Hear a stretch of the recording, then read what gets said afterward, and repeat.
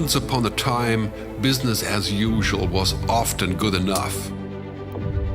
No more. Where we are going, good enough is dead. In a world where everything is connected, where everything is equally excellent, where performance is reaching perfection, there's only one space left to innovate in: you. Right now, you are a central point in the raging tornado of change fueled by digitization, mobilization, augmentation, disintermediation, automation. Well, the list goes on. Science fiction is becoming science fact.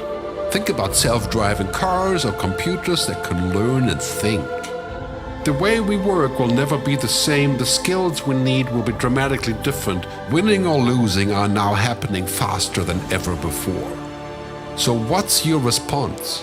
How will you discover new opportunities in one of the most transformational times in human history? Are you driving change, or are you being driven by it? Disruption has become the new normal. With change, it's always gradually, then suddenly, well, things really have stopped happening gradually. This change is exponential. Everything that used to be dumb and disconnected is now wired and intelligent. Cars, cities, ports, farms, even our bodies will be wired with sensors and will talk to each other. These game changers are also combinatorial. They amplify each other, creating a perfect storm of change. Quantum computing fuels big data. The Internet of Things fuels artificial intelligence and deep learning, which fuels robotics.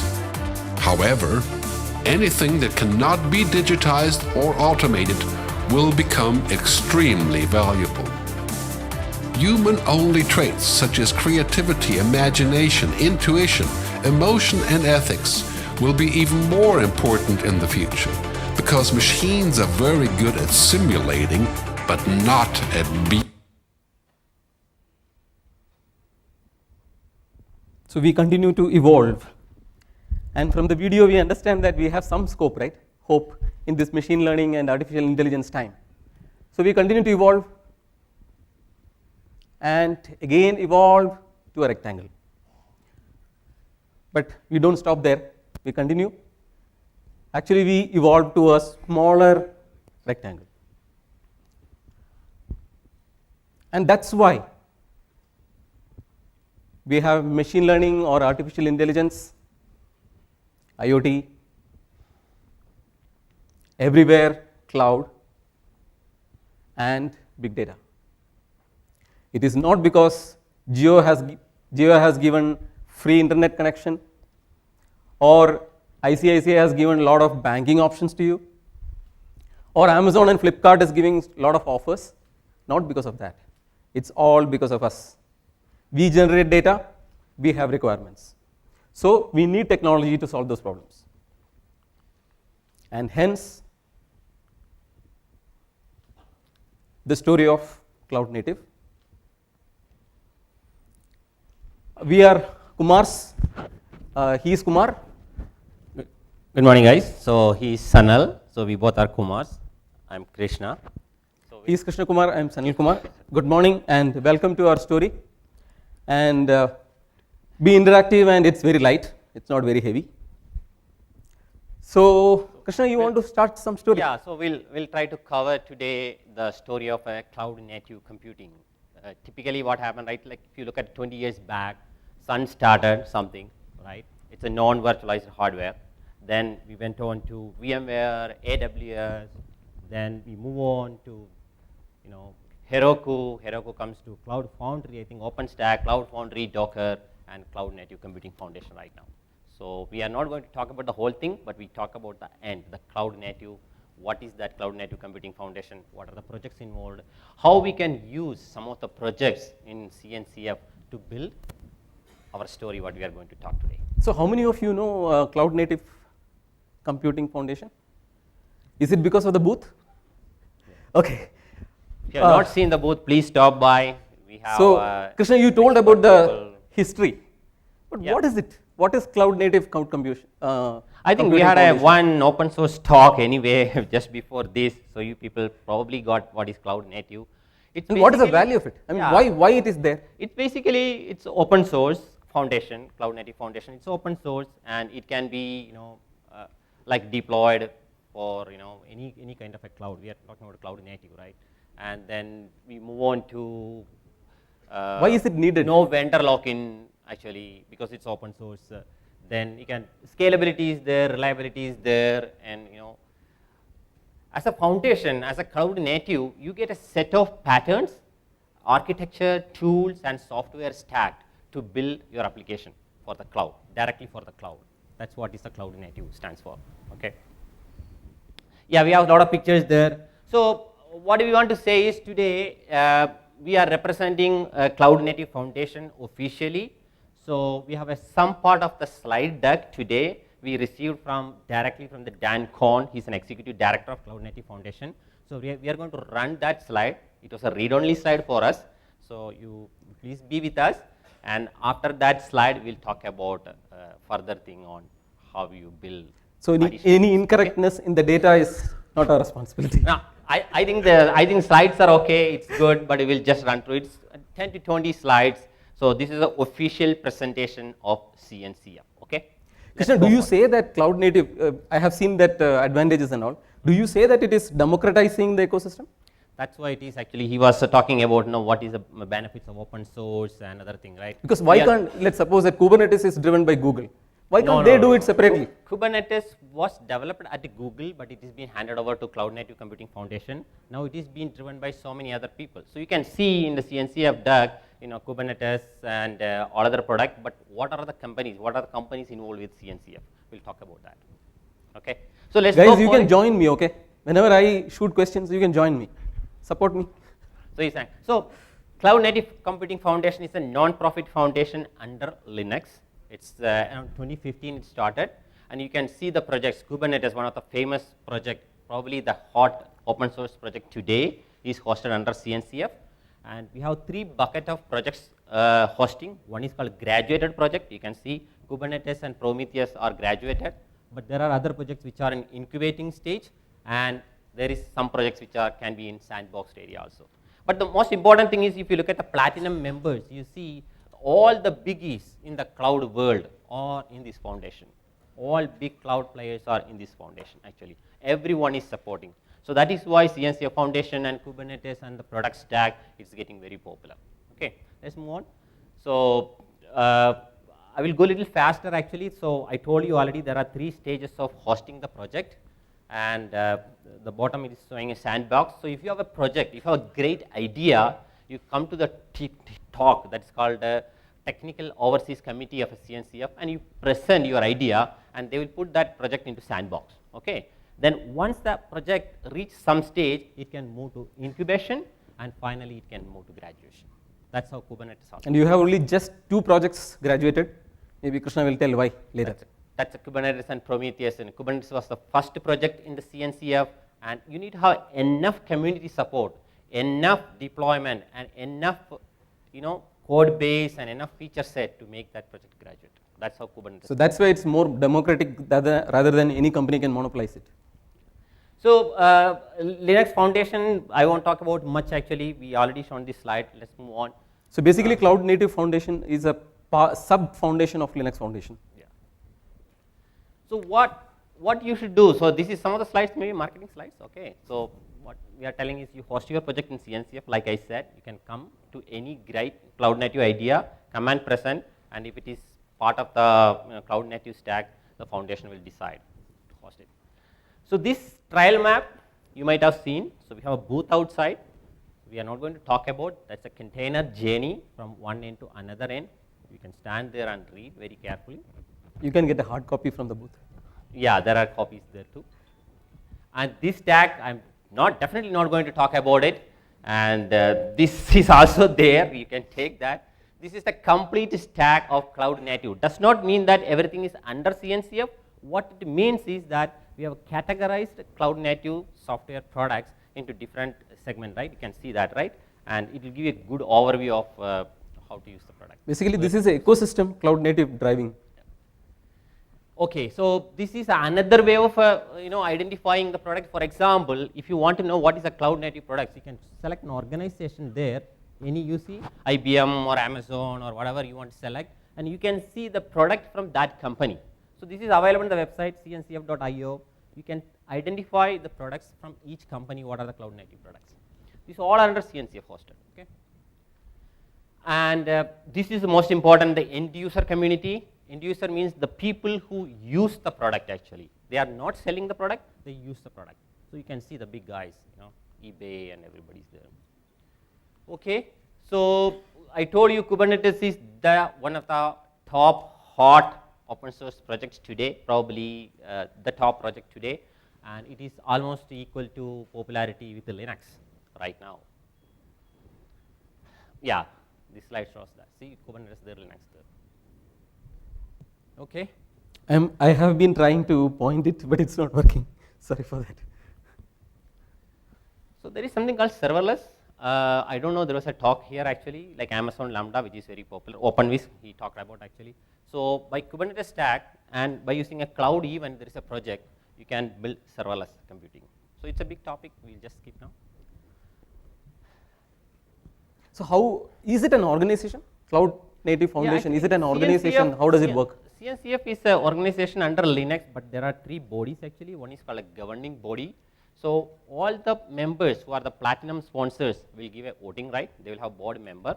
I think IBM anyway is a board member, right? Then there is a technical overseas committee. These are the committee where the top technical architects like Ben Hinman, Alexis, those people are there. They decide the technical direction of the CNCF. Okay. Then of course the end user community. So it's a large number of people involved. Who pays for them? Yeah, that's a good question. You can be part of the CNCF community. So I will give a call actually. There are some slides actually we'll talk about. Yeah, this is a lot of slides. You can see most of the cloud companies are involved in CNCF. So it's just like Linux Foundation. It's so huge. Okay, let's go through. Yeah, so do they give certifications only for individuals or organizations? No, there are actually 3 kind of a certification. One is a certification for the product. This is called a conformance certification. Let's say you have a product like Red Hat OpenShift, like that. You have a product. You want to certify it with the CNCF. There is a conformance certification. So you can say that your Kubernetes product is certified. So a product can be certified, then you can go to the market and tell, yeah, this product is a conformance product with CNCF. So product can be certified, that is one. Then the individuals can be certified. So for example, you are a CKA. Yeah, you are an administrator. There is an exam called CKA, Certified Kubernetes Administrator, or you are a developer. There is an exam called Certified Kubernetes Application Developer. So you can take that exam, so you can certify yourself. That's the second way. And third way is a company can be certified. So you can be certified, and you can say Certified Kubernetes Service Provider, CKSP. So a product can be certified, individuals can be certified, and a company can be certified. So all 3 kind of certifications are available in Kubernetes. There are some slides which shows, there are some training courses available. You can go take it, and you can also take the certifications. But that's all covered. Oh, these are the. This is again about the certification. Yeah. So once you get certified, you can put that logo in your profile. So that's all about certifications, and there are a lot of certified providers.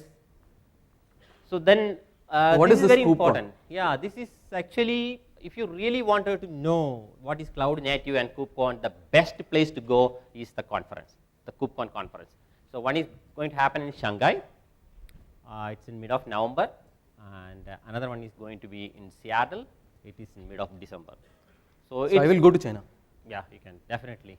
I will go to the other place then, US. The Seattle one, they are going to have almost 10,000 people this year. It's going to be one of the biggest. Yes, please. I don't know. I don't know whether we should take the questions, but anyway, you raise the hand. It's okay. You can ask. You can ask.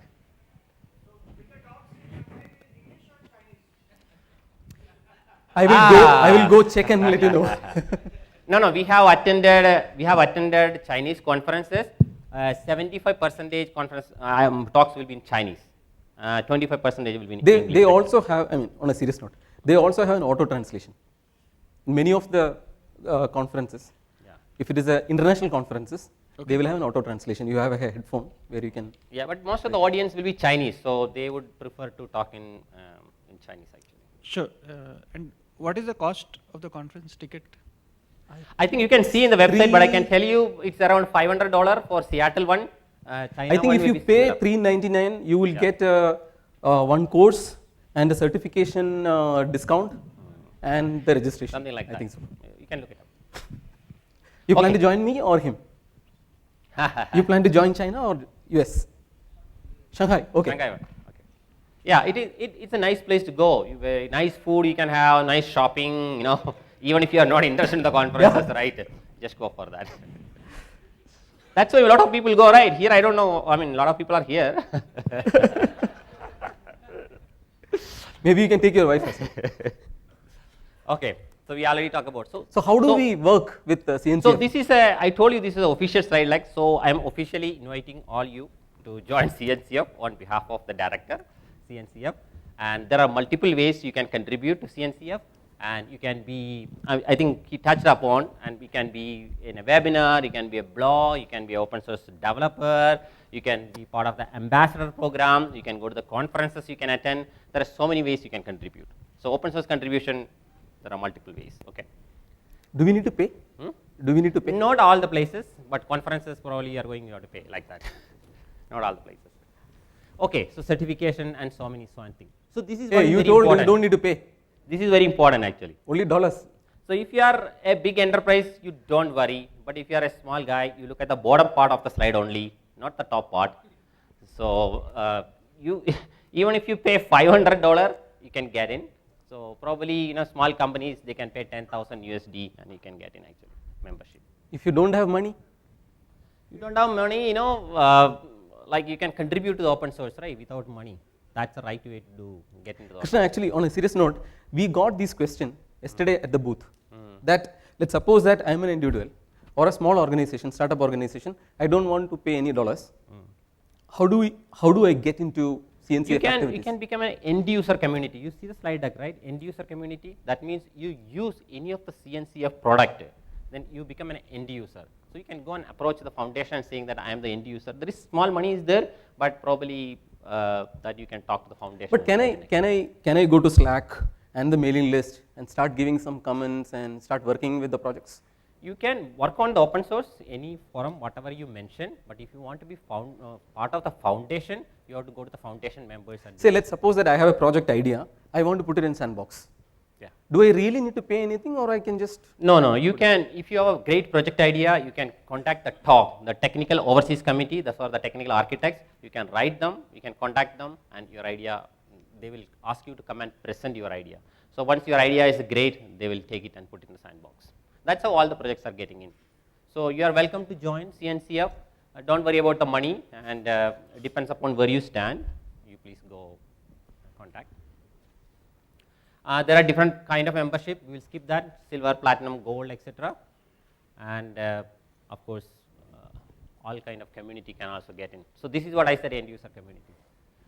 So that is how you join the CNCF. These are the official slide deck from our director, and we are thankful that CNCF has sponsored this event. This is the first time in India CNCF is sponsoring any conferences actually. Okay. And that too, all because of CNCF ambassador in India. No, it is basically a collective, collaborative effort. I even invited Microsoft, IBM, Amazon. I wrote mail to everybody. So eventually it happened actually. Okay. So CNCF may have some events planned next year. So they will come back with a big thing. So we'll get into the. So yesterday we got a lot of questions about CNCF. What is this foundation? I know Kubernetes, I know gRPC, I know this project, but I don't know CNCF. But at least now, all of you know about CNCF. Super. We'll have a question answer session in the booth actually. We'll have a quiz at the end of it. At the end of the session, we'll have a quiz. Okay.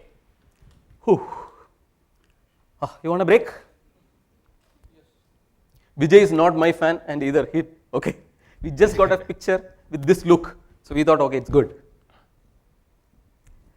So usually we say, anything you ask, there will be two sides.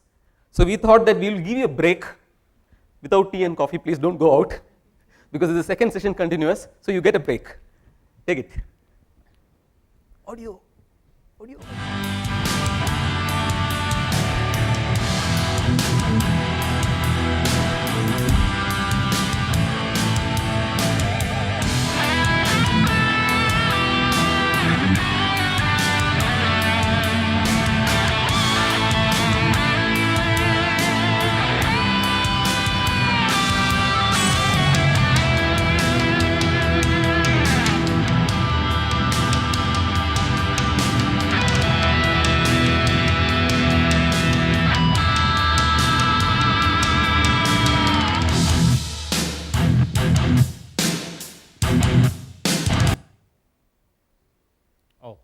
You So, know him?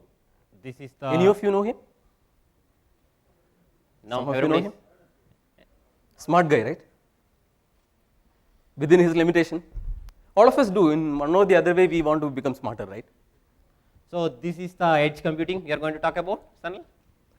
We have not yet reached, but we can go there. Auto-Russia edge. That's We a become great smarter idea. and smarter, we reach there. Okay. Okay, so we are becoming smarter. That's why you have IoT and Fitbit, so on and so forth. Because we want to smarter through devices, connected devices. Weren't we smart? Till this day, before this IoT devices and all these things, we were not smarter. We were not smart. Any of you think that we were not smart? That's cool. All are smarter here, no? That's it. Okay. So what is this? Any of you know about this?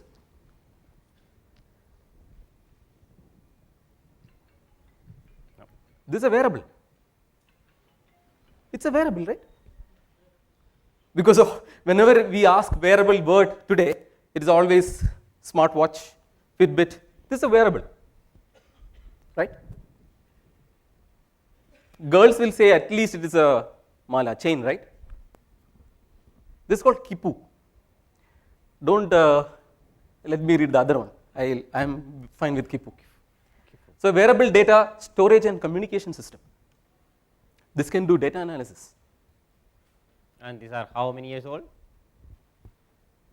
Just 5. 500 to 5,000 years back, you had these kind of stuff, and now we have Fitbit. That time we do all lot of data analysis with just this wearable. How? The code, the color, the manner of the connection, and the relative placement, code spacing, each and everything will be different, and you can read some data from this. Is this what we are not doing now? In a different way. That was kind of manual, partially manual, but today we wanted everything to be automated, right? We want to be smarter and smarter and smarter through connected devices. Okay. Please defocus to the devices only, okay? Yeah, 11% people will focus a device. It's not 11, actually it is 71. That's 21. Okay. How many of you are 16 to 24? Hey, 16 is too less. 24 also it looks like less. Oh, good. That's good. At Only least few. Yeah. there is a 24 years guy here, okay? Okay, so we want to become smarter everywhere, even in our kitchen, even in our car park. Parking also, even if you get license, I want automated reverse camera and all those stuff is required, even then we struggle 3 or 4 times to park. And still we want to become smarter. Okay, this VR I will not talk about, because if you go to Samsung Open Opera House, how many of you know about Samsung Opera House? Amazing place, you should visit, okay? Yeah. And you can walk around like this, with this, okay? So we are becoming smarter. And how many of you know about that top picture? Krishna, that one? Yeah, that one, the top one. The driverless car. Right. So yeah. we are going Yeah. where we don't want to do anything. So that's why Internet of Everything is here. It's not Internet of Things. Today, Internet of Everything, and there are a lot of jargons every day comes up, Web of Things and so forth. So 37 billion new things will be connected by 2020, is just a number today, okay, or the time when we Google, okay. So when you Google, maybe the number will be different. So we skip IoT, we quickly go to edge. Yeah. How many of you know edge computing? Yeah. We are spared. We can talk anything. Okay, fine. So we are moving to edge means from centralized to decentralized, or one more step, that distributed. Okay, so that's where we are going. So what is the edge? You are going to tell? Only 2 people raise the hand. I have to tell because there is a question mark. Okay, so edge in simple sense. So today, if you have a device, the data or your mobile application or whatever, it connects to cloud. So your data goes to cloud, whatever processing is done, and you get back the result. Okay, the processing analysis is done generally, vastly done in cloud. So edge is where you are, right? We are at the edge. Wherever device is there, that's called edge. So edge computing, in simple sense, we want to do the compute of the data. Where is the data generated?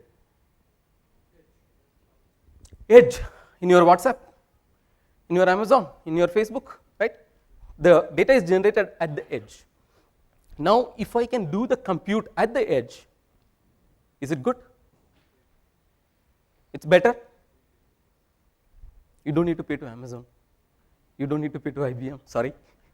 So, if you can do independently, we are not at there. If you can do independently, you can do your calculations at your edge, right?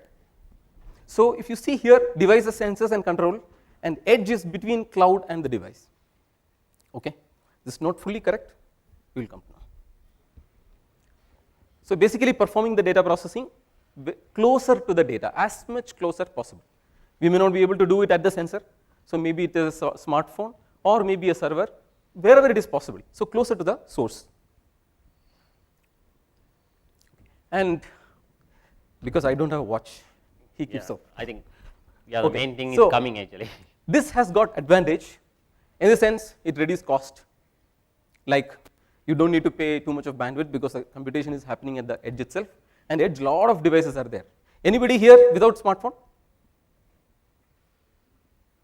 You will get a chocolate for sure.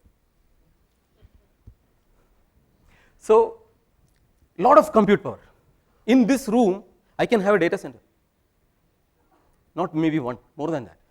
So it reduces the cost and utilization of the resources much better.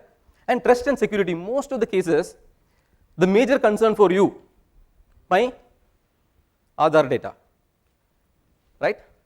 Or my personal data. You don't trust, right? You don't trust anyone. So you have that problem. Then real time, very fast you want the response. And then offline, let's suppose that you are not connected to cloud, still you want to work. So these are some of the advantages when you move. These are some of the advantages why you move to edge computing, okay? So what are these things actually? What's the roof computing? Okay, so now, when you go out and Google, you will find a lot of jargons. Roof computing, fog computing, edge computing, MEC, that is multi-access edge computing, all these things. So we will just try to tell you what is that. Please don't ask too many questions there. We'll go fast. Okay, so if you see here on the right hand side, edge, which we have already discussed, that closer to the source of the data we process.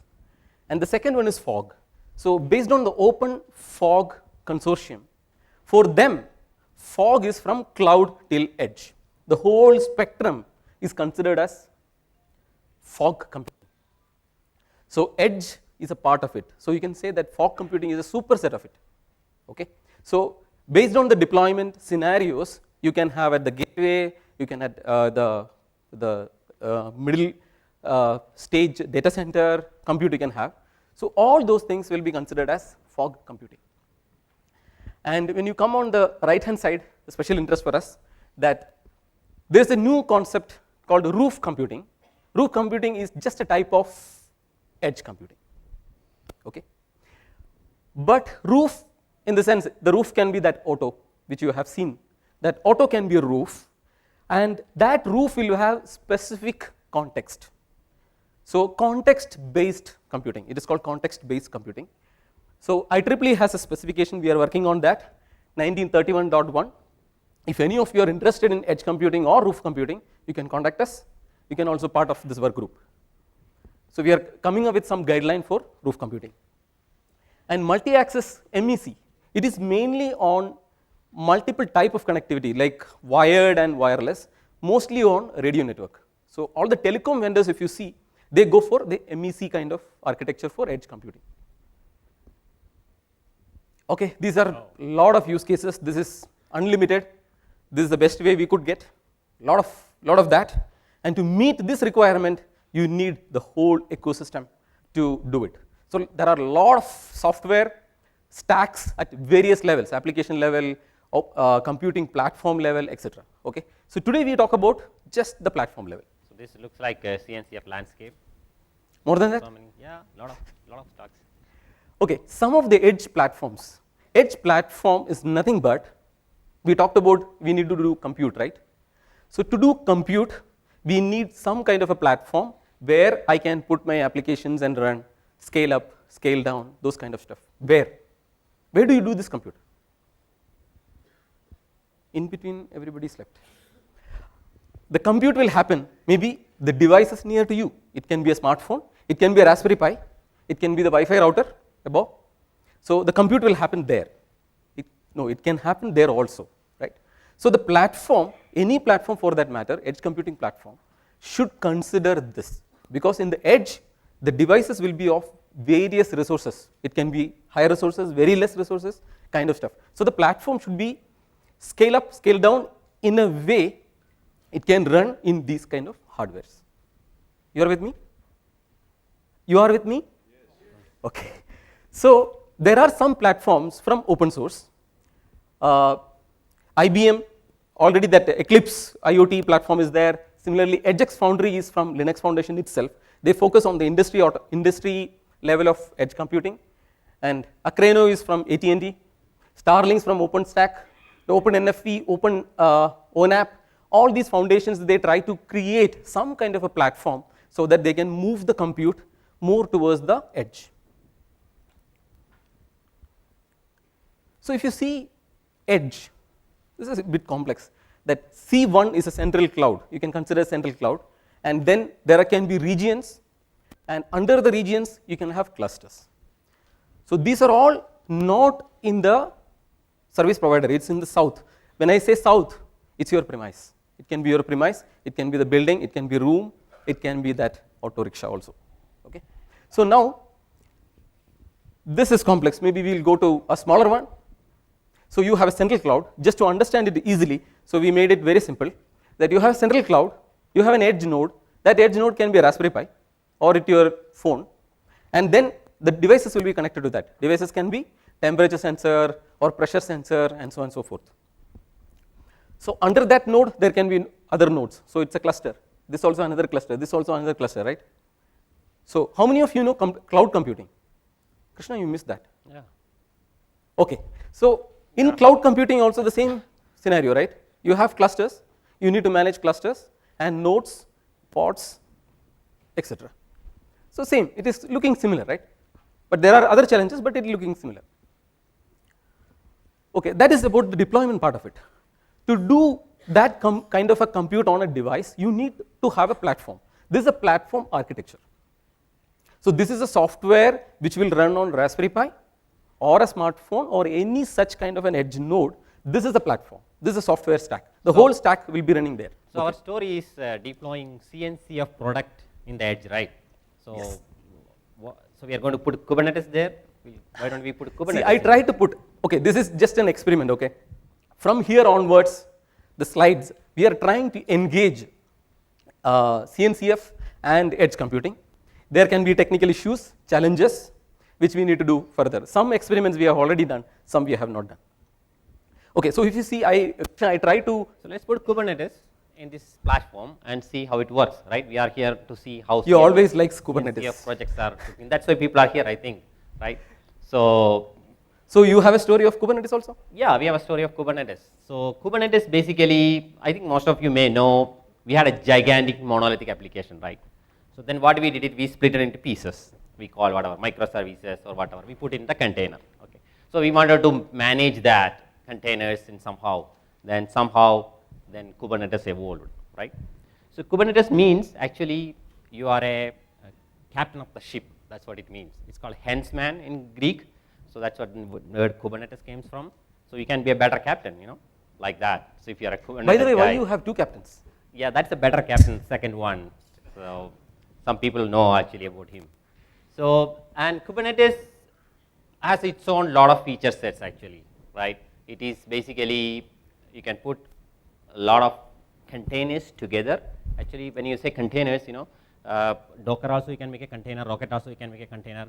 But the Kubernetes comes as putting containers together. It can be scale, it can be healthy, it can be created much faster. So that's what a lot of features are Kubernetes will go much faster actually. And there is a concept called pod. So multiple containers can put in one pod. Then it can be acted for application. So you can run an application in a pod instead of a container. So similar containers can be put inside. Then pod can be put in a node can be put in a cluster, and the cluster can be deployed by using an XML file or a YAML file. And if you can go to a Docker registry or somewhere, you take the image, then you can deploy it in the containers or in your pod. And finally, you will get a bunch of clusters. So that's what is Kubernetes. Okay. So it is actually a container group of nodes. Yeah, it's a container. Then container becomes pod becomes a node becomes a cluster, and you can have multiple clusters. So Kubernetes will not manage at container level. Kubernetes basically a concept of pod is there. Pod can be a one container or a multiple container actually. So we can talk about more on Kubernetes in our booth actually. If somebody really wants to know technical, we have a lot of technical people there. The people who contribute to the Kubernetes code, like you say committer, right? They are called approver, maintainer. They are there in our booth. So we can talk more about Kubernetes.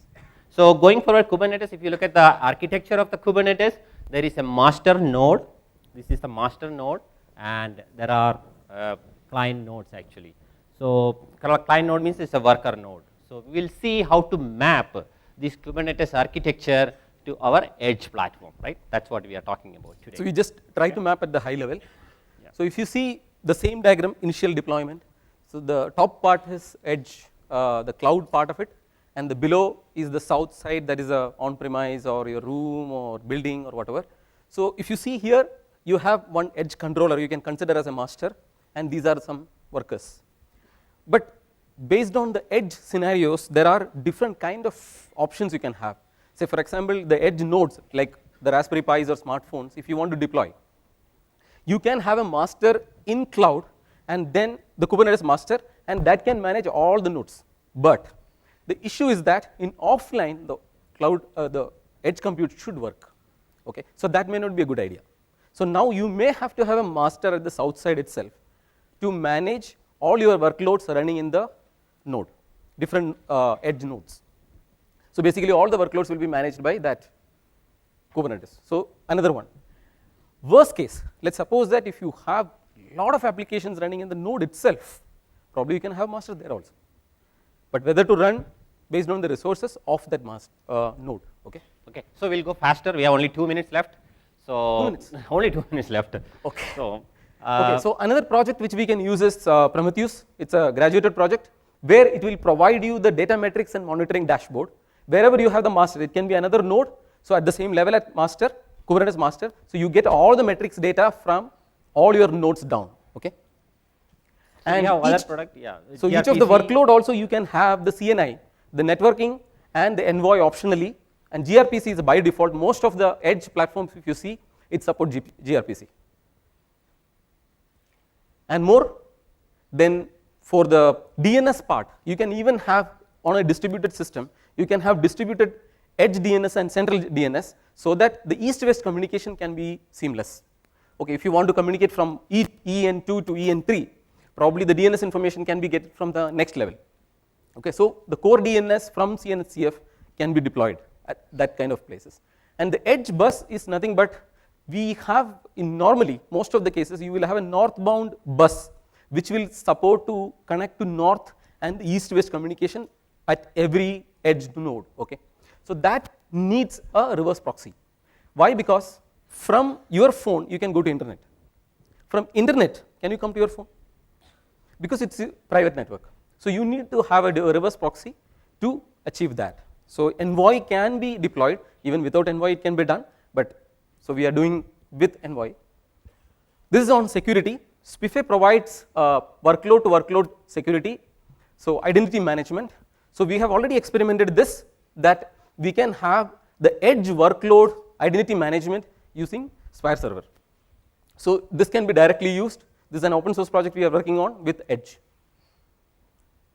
Okay, this is a bigger view. Whatever we have put, we put in a single slide. That's it. And there are so many other products are there. Cloud Events, Rook is there for storage, Open Tracing. So most of the CNCF product can be taken and put it in edge computing in certain way. So those kind of works are going on. There are some work groups are there with Eclipse Foundation. They have started a new work. So basically the edge cluster is becoming almost similar to cloud cluster. There are a lot of challenges which we are not talking now. There are a lot of challenges, migration, mobility and all these things, but it is becoming that. Now, last one.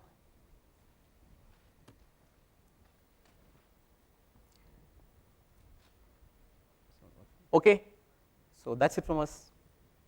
Thank you. Yeah, thank you.